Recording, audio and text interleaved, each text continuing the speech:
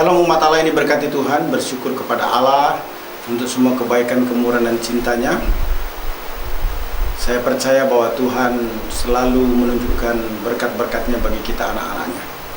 Dalam kemurahannya bersama dengan saya Pendeta Dr. Hanas DTH dalam program Reministry, kita akan merenungkan firman Allah yang sejuk yang membuat kita semakin bertumbuh, berakar dan berbuah dalam Kristus Yesus Tuhan kita. Salam together buat kita, salam kebersamaan di dalam Kristus Yesus untuk gereja Tuhan di seluruh Indonesia bahkan seluruh dunia. Kebersamaan merupakan konsep unggul yang disetujui oleh semua orang. Kebersamaan sangat sering dibicarakan namun tidak semudah yang dibayangkan untuk dilakukan. Semestinya jika kita melihat secara bersama-sama kepentingan melaksanakan amanat agung Yesus Kristus untuk menjadikan semua bangsa muridnya, maka kita akan menanggalkan semua ego perbedaan dan kepentingan untuk bersama-sama melayani Tuhan Yesus Kristus menjadi hal yang utama dalam kehidupan kita. Kebersamaan menyatukan perbedaan. Kebersamaan mengakomodasi pemikiran, semangat dan potensi untuk memuliakan Tuhan. Khususnya di masa-masa terakhir ini, sebelum Yesus datang kembali untuk menjemput kita, gerejanya atau tubuhnya, yang disebut dengan pengangkatan gereja atau rapture. Tema firman Tuhan saat ini adalah togetherness in Jesus Christ. Kebersamaan di dalam Yesus Kristus. Mari kita lihat teks dari 1 Korintus 12 ayat 12 sampai dengan 31. Firman Tuhan menyatakan demikian.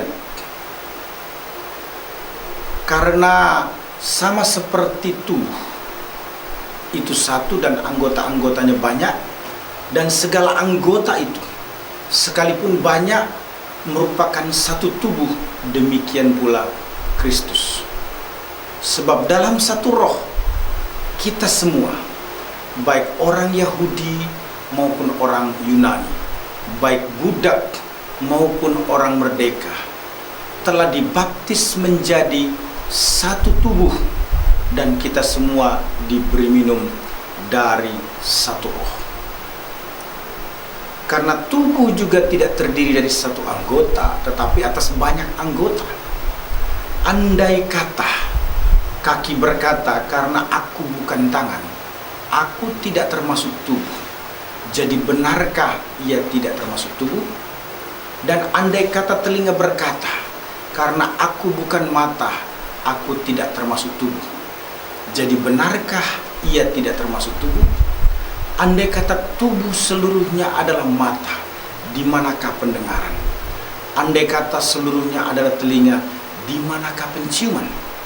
Tetapi Allah telah memberikan kepada anggota masing-masing secara khusus suatu tempat pada tubuh seperti yang dikehendakinya. Andai kata semuanya adalah satu anggota, di manakah tubuh? Memang ada banyak anggota, tetapi hanya satu tubuh. Jadi mata tidak dapat berkata kepada tangan, aku tidak membutuhkan engkau.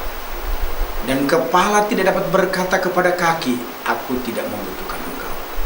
Malahan justru anggota-anggota tubuh yang nampaknya paling lemah yang paling dibutuhkan. Dan kepada anggota-anggota tubuh yang menurut pemandangan kita kurang terhormat, kita berikan penghormatan khusus. Dan terhadap anggota-anggota kita yang tidak elok, kita berikan perhatian khusus. Hal itu tidak dibutuhkan oleh anggota-anggota kita yang elok. Allah telah menyusun tubuh kita begitu rupa sehingga kepada anggota-anggota yang tidak mulia diberikan penghormatan khusus, supaya jangan terjadi perpecahan dalam tubuh, tetapi supaya anggota-anggota yang berbeda itu saling memperhatikan. Karena itu jika satu anggota menderita, semua anggota tubuh menderita. Jika satu anggota dihormati, semua anggota turut bersukacita. Kamu semua adalah tubuh Kristus, dan kamu masing-masing adalah anggotanya.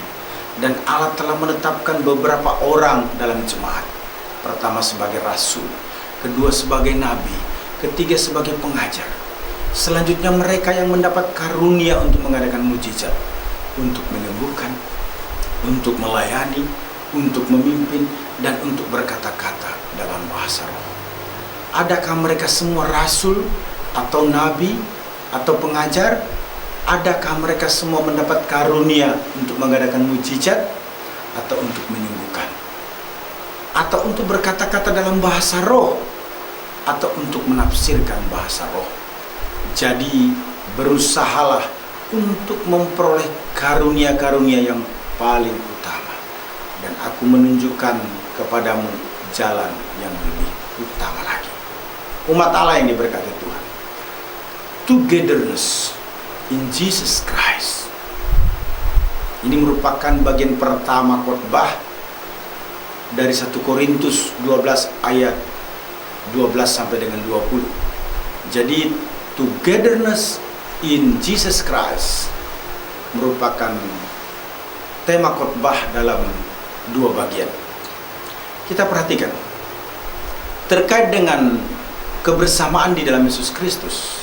Maka yang pertama, togetherness ditunjukkan dengan saling menyatukan hati. Artinya saling menerima. Perhatikan pernyataan Paulus dalam 1 Korintus 12 ayat 12 sampai 13. Karena sama seperti tubuh itu satu dan anggota-anggotanya banyak, dan segala anggota itu sekalipun banyak merupakan satu tubuh, demikian pula Kristus. Sebab dalam satu roh kita semua, baik orang Yahudi maupun orang Yunani, baik budak maupun orang merdeka, telah dibaptis menjadi satu tubuh, dan kita semua diberi minum dari satu roh.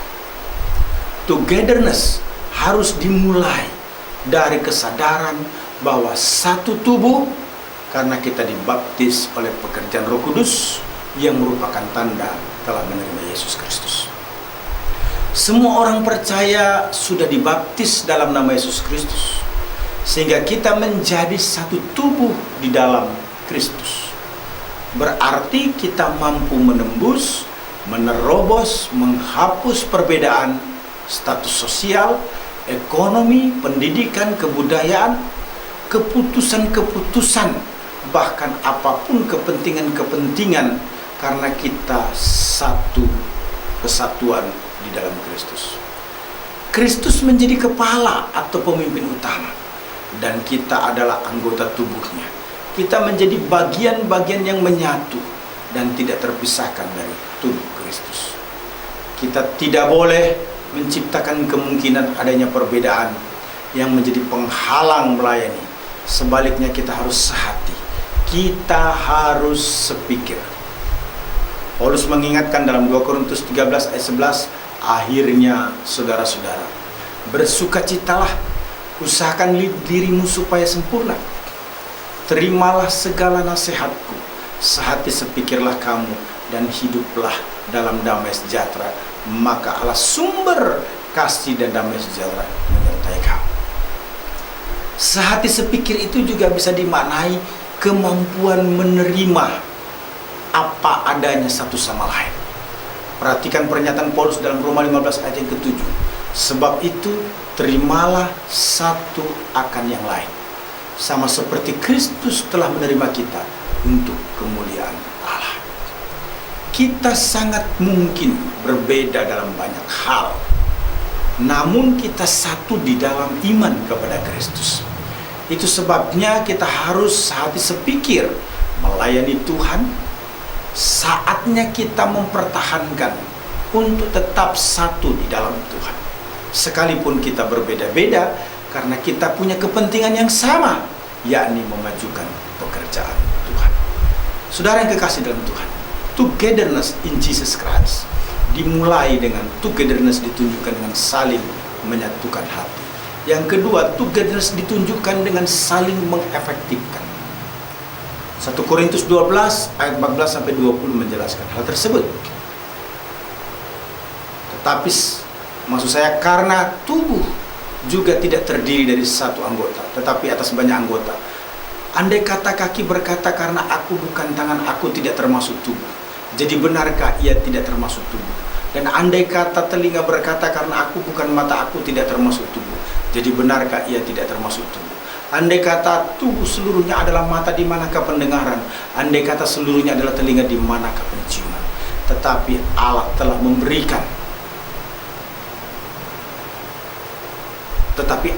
memberikan sesuatu yang luar biasa. Dikatakan di sini dalam naskah asli menggunakan istilah eteto. Artinya ia telah menaruh, ia telah meletakkan untuk kepentingan dirinya sendiri. Allah telah memberikan kepada anggota masing-masing secara khusus suatu tempat pada tubuh seperti yang dikehendakinya. Andai kata semuanya adalah satu anggota, di manakah tubuh? Memang ada banyak anggota, tetapi hanya satu tubuh. Anggota tubuh tidak hanya terdiri satu, tetapi atas banyak anggota. Dan Allah membuat anggota tersebut menjadi khusus, sehingga setiap anggota dipastikan dapat berfungsi, dan tidak boleh ada anggota tubuh yang tidak berfungsi. Umat Allah yang diberkati Tuhan, prinsip the right man on the right place, orang yang tepat di tempat yang tepat, begitu jelas bahwa dalam satu tubuh yang terdiri atas banyak anggota, di mana setiap anggota tubuh dengan tepat dapat melakukan fungsinya secara efektif. Fungsi tangan berguna untuk memegang, fungsi telinga berguna untuk mendengar, fungsi mata untuk melihat, fungsi kaki untuk berjalan. Semua anggota tubuh harus melakukan fungsi atau perannya dengan efektif sebagaimana mestinya. Tidak boleh ada anggota tubuh yang mengambil fungsi yang bukan perannya. Itu akan mengakibatkan penyalahgunaan fungsi. Misalnya mata bukan difungsikan untuk mengangkat beban. Itu harus disadari. Setiap anggota tubuh harus memainkan atau memerankan fungsinya masing-masing secara benar. Perhatikan baik-baik pernyataan Tuhan dalam Matius 9 ayat 37. Maka kata Tuhan kepada murid-muridnya, tuaian memang banyak, tetapi pekerja sedikit. Itulah sebabnya kita harus memfungsikan atau mengefektifkan peran kita masing-masing dalam pelayanan. Namun mengapa ada di antara kita kurang berfungsi atau kurang efektif di dalam pelayanan? Itu dikarenakan karena kita tidak skillful atau kita tidak terampil secara penuh. Itu sebabnya kita harus terampil agar berfungsi dalam pelayanan secara maksimal. Tentu harus dimulai dengan yang namanya belajar Alkitab. Kita harus mampu memberi diri kita ada satu komitmen yang kuat untuk belajar firman Allah. Di masa pandemik ini kita bisa menggunakan webinar ataupun juga hal-hal yang sangat menolong kita untuk bisa belajar firman Allah dengan baik. Sekiranya Tuhan memanggil kita lebih jauh lagi untuk menjadi hambanya secara penuh, maka kita perlu menyerahkan diri ke sekolah teologi untuk dibentuk, diproses menjadi hamba Allah. Sangat baik seorang pelayan Tuhan yang melayani full time, dia menyerahkan diri kepada Tuhan melalui satu pembentukan sekolah tinggi teologi, sehingga orang tersebut akan menjadi efektif. Umat Allah yang dikasihi Tuhan Yesus Kristus, menarik sekali buat kita sebagai orang percaya. Togetherness in Jesus Christ. Kebersamaan di dalam Yesus Kristus berdasarkan 1 Korintus 12 ayat 12 sampai dengan ayat 31 memberikan penguatan kepada kita saat ini di bagian pertama dari 1 Korintus 12 ayat 12 sampai dengan 20 terkait dengan togetherness in Jesus Christ. Ada dua ciri. Yang pertama, togetherness ditunjukkan dengan saling menyatukan hati. Kedua, togetherness ditunjukkan dengan saling mengefektifkan. Tuhan Yesus memberkati. Allah sanggup melakukan segala perkara, dulu, sekarang, dan selamanya. Kuasanya